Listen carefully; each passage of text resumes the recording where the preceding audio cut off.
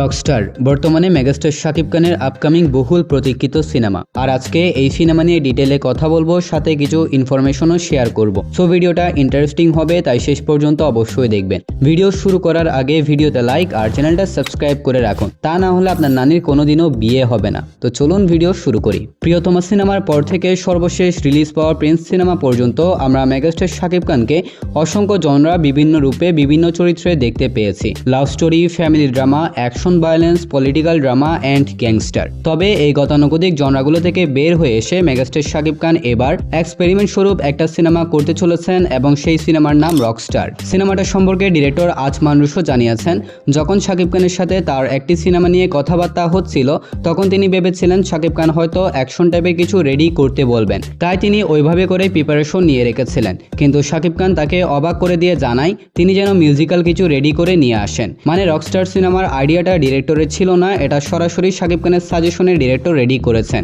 শাকিব খানের এই কাণ্ড দেখে বোঝাই যাচ্ছে শাকিব খান এবার গতানুগতিক জনরাগুলোতে আটকে থাকবেন না। তিনি নিজেকে এক্সপেরিমেন্ট করার জন্য, বাংলা সিনেমার অডিয়েন্সকে নতুন এক্সপেরিয়েন্স দেওয়ার জন্য এবার থেকে নতুন নতুন জনরা ট্রাই করবেন। তো শাকিব খানের এই প্ল্যানিং এর অংশস্বরূপ আমরা কোরবানির ঈদে দেখতে চলেছি রকস্টার শিরোনামের একটি সিনেমা। সিনেমাটা সম্পর্কে ডিরেক্টর জানিয়েছেন, এই সিনেমার গল্পটা হবে আমার আপনার মতন একজন সাধারণ মানুষের, অর্থাৎ একজন সাধারণ মানুষ অসংখ্য জটিলতা বাঁধাকে পার করে কিভাবে দেশের সবচেয়ে বড় রকস্টার হন। অর্থাৎ শাকিব খানের রকস্টার চরিত্রটাকে একদম শূন্য থেকে রকস্টারে প্রেজেন্ট করা হবে, যেখানে শাকিব খানের ক্যারেক্টারটা নিজেই গান লিখবে, নিজেই মিউজিক কম্পোজ করবে, নিজেই সুর দিবে এবং নিজেই গাইবে। মিউজিক কেন্দ্রিক সিনেমা হলেও সিনেমাটার মধ্যে চমৎকার লাভ স্টোরি অ্যাঙ্গেল প্রেজেন্ট করা হবে, যা এই সিনেমার অন্যতম হাইলাইটিং পয়েন্ট হতে চলেছে। পাশাপাশি ফ্যামিলি ড্রামা এবং চমৎকার কিছু অ্যাকশন সিকোয়েন্স তো অবশ্যই থাকবে। এক কথা যদি বলি তাহলে রকস্টার একটি পরিপূর্ণ ফুল প্যাকেজ সিনেমা, যেখানে আমরা সবকিছুই দেখতে পারবো। সিনেমাটির মধ্যে শাকিব খানের বিপরীতে টোটাল দুইজন নায়িকাকে প্রেজেন্ট করা হবে, যার মধ্যে রয়েছে সাবিলা নূর এবং তানজিয়া জামান মিথিলা।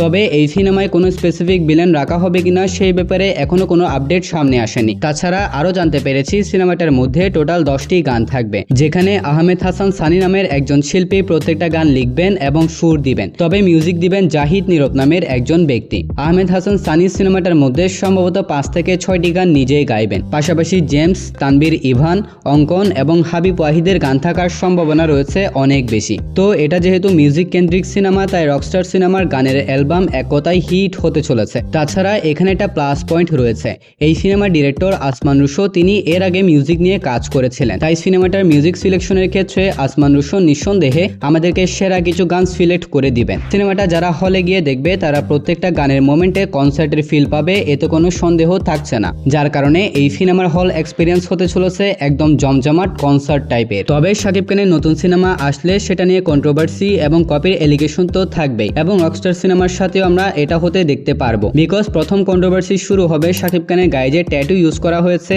এই ব্যাপারটা নিয়ে। মানে শাকিব খানের হেটার্স যারা রয়েছে ওরা হয়তো বলবে একজন মুসলিম হয়ে কেন শাকিব খানের গায়ে ট্যাটু ইউজ করতে হবে। তো এই ট্যাটুর ব্যাপারটা নিয়ে একটা কন্ট্রোভার্সি শুরু হওয়ার সম্ভাবনা রয়েছে অনেক বেশি, যা হেটার্সদের পক্ষ থেকেই শুরু করা হবে। তবে এটা যেহেতু একজন রকস্টারের কাহিনী, তাই এখানে ট্যাটু ম্যান্ডেটরি না হলেও অনেকটাই প্রয়োজন ছিল। অন্যদিকে শাকিব খানের সিনেমার ক্ষেত্রে কপির এলিগেশনটা আমরা শাকিব খানের প্রত্যেকটা সিনেমার ক্ষেত্রে দেখে আসছি। সেম রকস্টার সিনেমার মধ্যেও রণবীর কাপুরের সিনেমা রকস্টার এবং সায়ারা নামের সিনেমার অনেকটাই মিল খুঁজে ফেলবে অনেকেই। তো পরিচালককে যখন এই ব্যাপারে জিজ্ঞাসা করা হয়েছে তিনি এই সিনেমার ক্ষেত্রে কোনো সিনেমা থেকে ইন্সপায়ার্ড হয়েছেন কিনা বা কোনো সিনেমাকে অনুসরণ করেছেন কিনা, তখন পরিচালক জানায় তিনি এই সিনেমার ক্ষেত্রে কোনো সিনেমাকে অনুসরণ বা ইন্সপায়ার্ড হন নাই। তিনি এক্সাম্পল স্বরূপ বলেছেন তিনি রিয়েল লাইফের কয়েকজন বড় বড় রকস্টারের জীবন কাহিনী এই সিনেমার গল্প লেখার আগে পড়েছেন এবং স্টাডি করেছেন, এবং তাদের স্ট্রাগলের কিছু বিষয়বস্তু রকস্টার সিনেমার মধ্যে প্রেজেন্ট করা হবে, যা সিনেমার গল্পটাকে আরো বেশি রিয়েলিস্টিক এবং অথেন্টিক করে তুলবে। তাছাড়া রকস্টার সিনেমার গল্পতে